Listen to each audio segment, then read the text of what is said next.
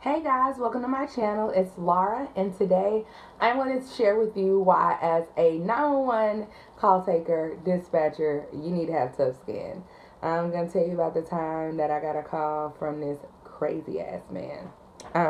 So let's get started. Um, so one day I got a call. It was from our non-emergency line, so it just kind of rings regular. Um, and it actually was one of our what we call public safety officers, PSO.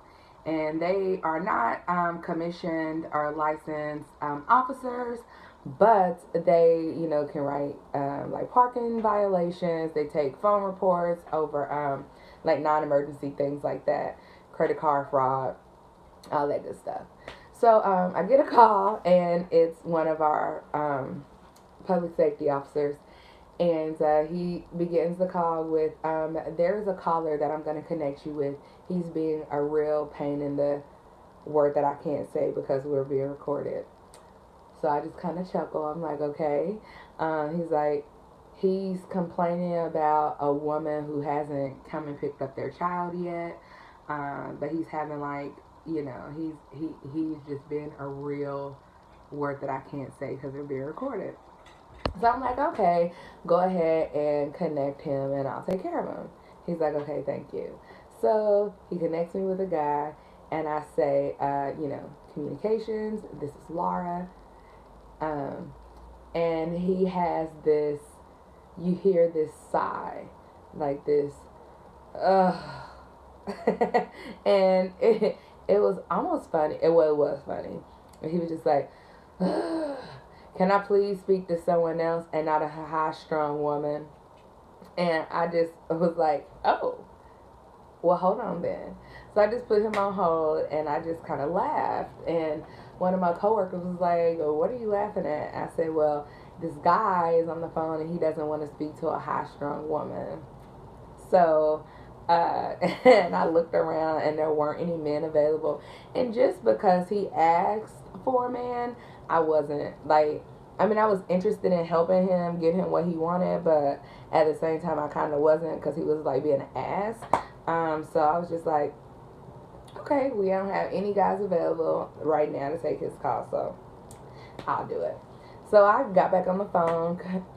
Thank you so much, sir, for holding.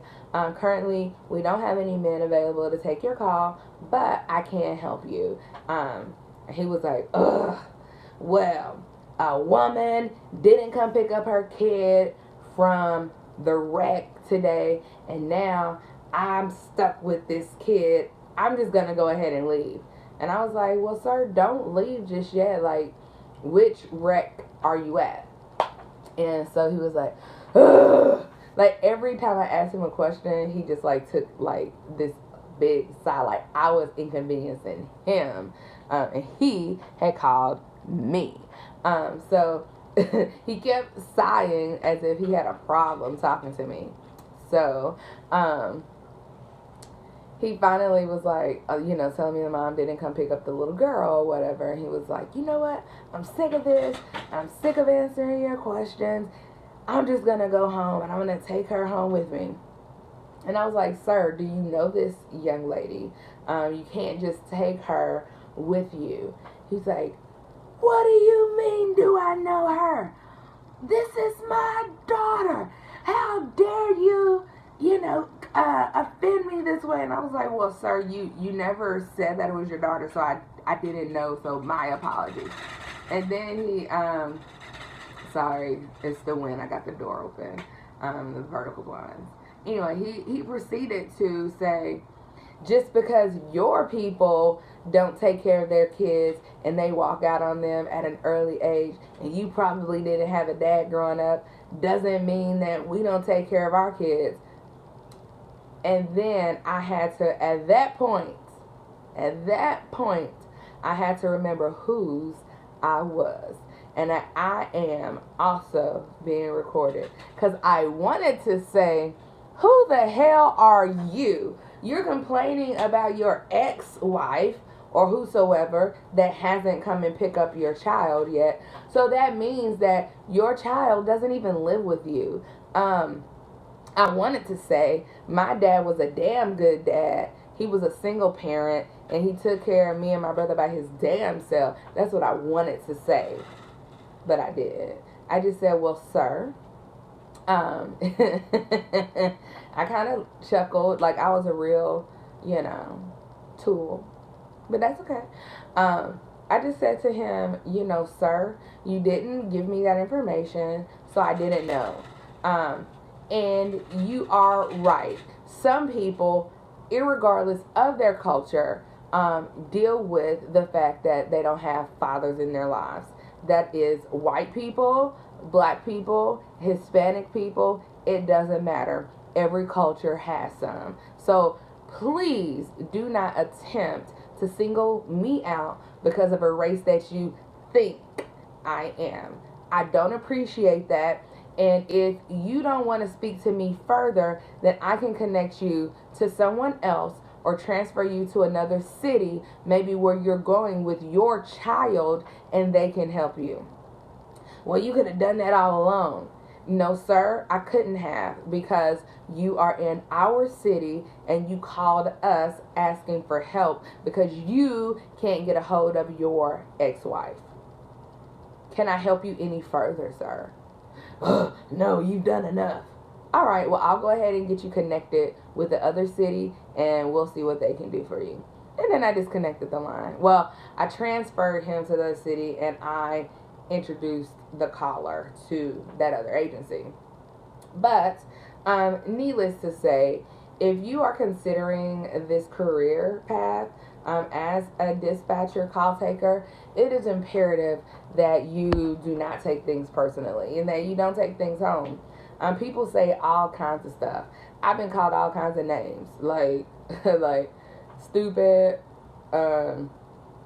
Like even an officer one day said, "Are you deaf?" On the phone. And that was weird because the officer called in on 911 and they usually key up on the radio. And that's another story. But yeah, sometimes you really can't understand what people are saying, especially when other things are going on in the background. And so you have to really listen and train your ear. But even with that, sometimes you still don't understand what people are saying and you have to ask them to repeat themselves. And that's unfortunate that people don't like to repeat themselves. I repeat, people do not like to repeat themselves, especially on the phone on these 911 calls. Like, for real, for real. But people assume that they know what your ethnicity is. I've only had 2 calls where people had something to say about me being black, and that was like in the whole year and a half that I was there, which was that guy and then another guy who, made reference to the fact that he thought that I was black, or even one person said, "Why do you treat you're white. Why are you treating white people like this?" I was like, I'm not white. And then there was a black person that called one day that said, you're not doing what I asked you to do. You're not sending an officer to me because I'm black, and you're discriminating against black people because she didn't know that I was black. And I said, ma'am, I help everyone the exact same, regardless of what race I think they are, because we can't see them. So I said, I treat everybody the same.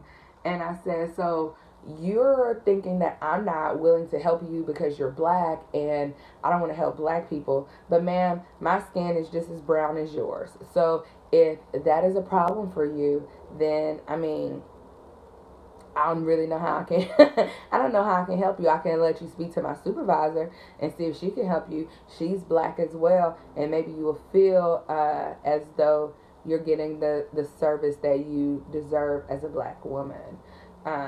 And that kind of really pissed her off too. And I wasn't trying to piss her off, but like, don't accuse me of discriminating against you when I'm just like you. Like, I don't like that.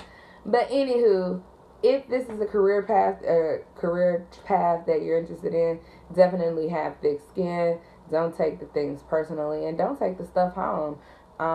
the one thing I loved about being a 911 dispatcher is that at the end of the day, when I went home, I never had to take work with me. I never had to check work emails at home. I never had to do any of those things. Like, once I left work, it was done. It was over with.